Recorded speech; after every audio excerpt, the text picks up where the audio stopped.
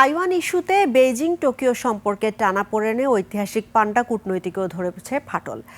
জাপানে থাকা পান্ডা শাবক শাওশাও এবং লেইলেই এখন চীনের পথে। চোখের জলে নিজেদের অতি প্রিয় শেষ একজোড়া পান্ডাকে বিদায় জানিয়েছেন কয়েক হাজার জাপানি। দুই দেশের বৈরী সম্পর্কে 52 বছর পর পান্ডা শূন্য হতে যাচ্ছে জাপান। বিস্তারিত নাইম আহমেদের ডেস্ক রিপোর্টে। 1972 সালে কূটনৈতিক সম্পর্ক স্বাভাবিক হওয়ার পর বেইজিং প্রবর্তন করে পান্ডা কূটনীতি। তবে 52 বছর পর এই প্রথম পান্ডা শূন্য হতে যাচ্ছে জাপান। সম্পর্কের এই শীতলতার কারণ রাজনীতি।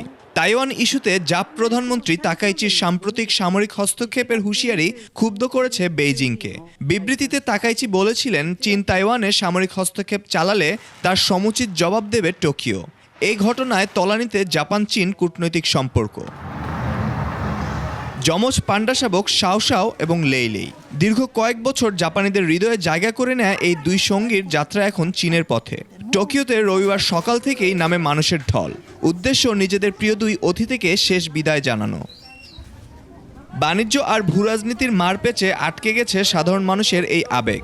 বেইজিংয়ের কড়া বার্তায় তাই কান্নার রোল টোকিওর চিড়িয়াখানায়। কেবল ভালোবাসার টানেই প্রায় 3.5 ঘন্টা লাইনে দাঁড়িয়েছেন অনেকে।